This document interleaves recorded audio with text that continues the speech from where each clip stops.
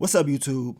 It's your boy Tariq, and I'm back with another video. If you're new, if you love power, go ahead and hit that subscribe button, like the video, and leave your theories, comments, everything down below. Now today, we're going to be talking about Power Book for Force, and we're going to be talking about your boy D-Mac, what he's done. Will he be saved from King Kilo in Season 3? Because it ain't looking too good for him. We know Jannard, he pretty much told King Kilo that once he's out, which is probably going to happen next season, that he's going to hand D-Mac over to him. So we're going to see how that's all going to play out, and if someone would actually save D-Mac, or could it really be the end for his character? Now, you guys, make sure you check out my last few videos. You already know Raising Kanan in Season 3 is coming December 1st. Check out the episode 1 What to Expect video that I did a few days back.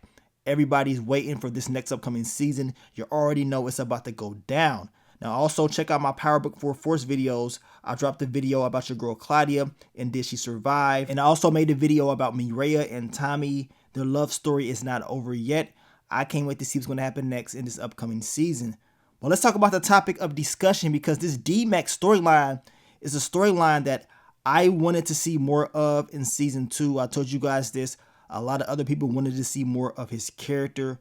And at the end of the season, we know we got some more. You know what I'm saying? Now, of course, I wish we could have got more of him at that youth academy. That way we could kind of understand what he really was going through. I know he talked about it or whatever, and how he did not like it and how things was going there. But still, us as fans, we were watching it. We were just seeing it from a different perspective, because we don't really know what you're going through. You come back home, you acting wild, you're going off. I mean, come on. You know what I'm saying? Come on.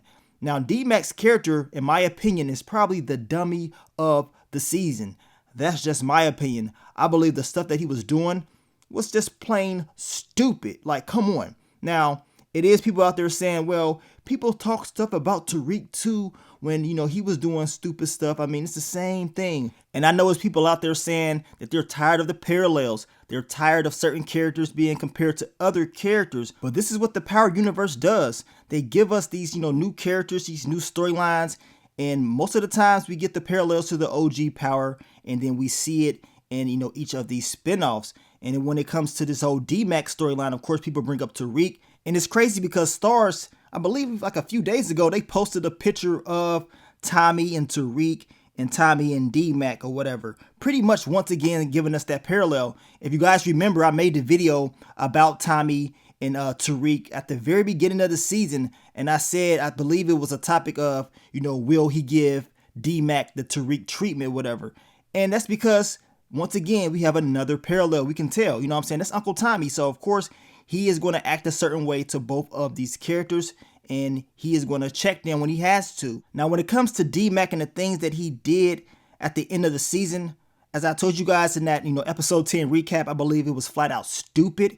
I believe the way he was acting was just too damn crazy. I'm like, dude, what are you doing? Like, you're doing entirely too much, right? And I mean, I know D-Mac was wild in Season 1. He was doing stupid stuff. And, you know, coming into Season 2, he kind of calmed down a little bit, at least at the very beginning. It seemed like he had more of a connection with Kate Egan. It seemed like things was kind of cool between him and his pops. But of course, him getting sent off to that youth academy, him dropping off an officer of the law changed everything. And some people say, well, D-Mac, you know, he's rough, he's tough. He grew up around this lifestyle or whatever. And then they compare it to Tariq's storyline, and they say, well, Tariq, he didn't grow up around this lifestyle. And you see now he was acting. Well, I say this. It's crazy because D-Mac grew up around the life, right? You would think he would know not to be on the streets, not to be talking about taking out law enforcement, especially since he grew up around this lifestyle, right? You would think he would be a little bit smarter than that. But no, D-Mac wants to catch another body in broad daylight. Makes no sense at all. And then he wants to be back with CBI or whatever. Like, dude, are you crazy? You was already told this cannot get back to CBI. It cannot be traced to them because it's going to cause issues with King Kilo.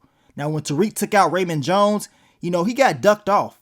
They didn't want him out at all. But you didn't see Tariq out there acting stupid after the fact, right? I mean, that's serious. And to be honest with you guys, and this season of Power Book for Season 2, I mean, they was taking out law enforcement like nothing.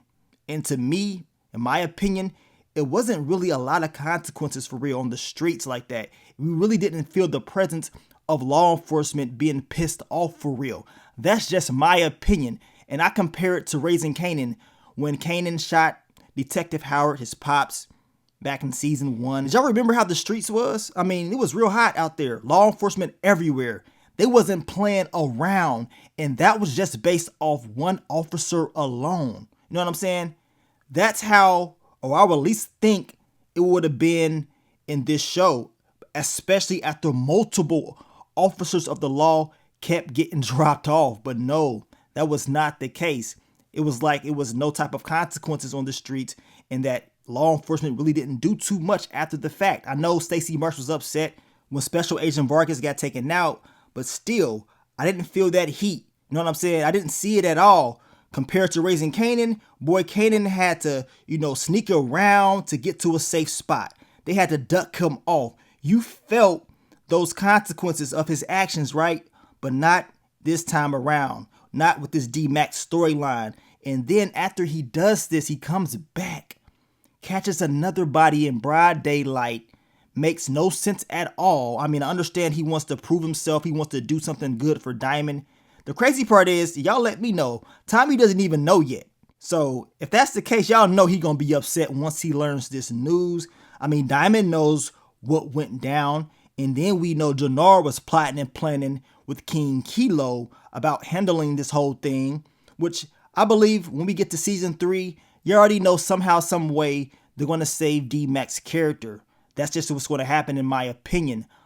Realistically speaking, D-Mac could be a dead man. You know what I'm saying? He'd be a dead man walking easily just based off the stuff that he's been doing, how he moves. He's entirely too loud. I mean, he's reckless. I mean, if you're going to compare him to Tariq, which we know Tariq was green when it comes to the street life, at least he moved with a little bit more logic. And I know Tariq, he pissed off a lot of people in the OG Power.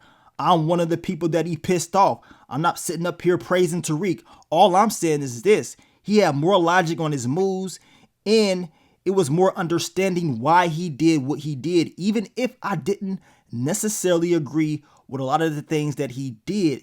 But when it comes to D-Mac, man, the dude is just flat out stupid. I mean, that's just what I think. I mean, you guys, y'all can let me know down below. I told you I think he will be saved somehow, some way, because I mean, he's already been, popped back in season 1. So they're not going to just take him out just like that. They're going to continue to build it up just like they've been doing with the Flynn family and other characters as well. But I believe Diamond will be a key element of this storyline. And if Tommy does find out, y'all know he going to do what he got to do to protect his nephew. I know JP is pissed off. Of course, he blames Tommy for all of this stuff that's going down. But hey, as Tommy told him, your son, he chose his life over and over again. Now it's time for him to suffer those consequences, because ain't nobody about to keep saving this dude, especially if he disrespects his grandma, his dad. I mean, he just doing entirely too much. I swear that scene with D-Mac going off on Kate and JP, it was funny as hell, but it was just so unnecessary. It was just out of nowhere. He just blew up. And I'm looking like, what the hell is going on? Like, really? I mean, it was just a flat out crazy scene. But as I said, y'all let me know what y'all think about this topic of discussion. Do y'all agree with D-Mac and what he's doing? Do you believe he will be saved in season 3? And do you believe he's probably one of the dumbest characters on the show? I mean, that's just my opinion. I don't give a damn. That boy out there acting completely stupid. And I think if this was real life, he'd be gone. I mean, just like that, he would be up out of here. I mean, y'all saw what Diamond was on. Demon Time Diamond was on Demon Time before Leon got dropped off. He was saying, look, I'm going to have to handle him if he, brings this back on us with that whole Bennigan thing. So just remember that. But we're going to see what they're going to do in season 3.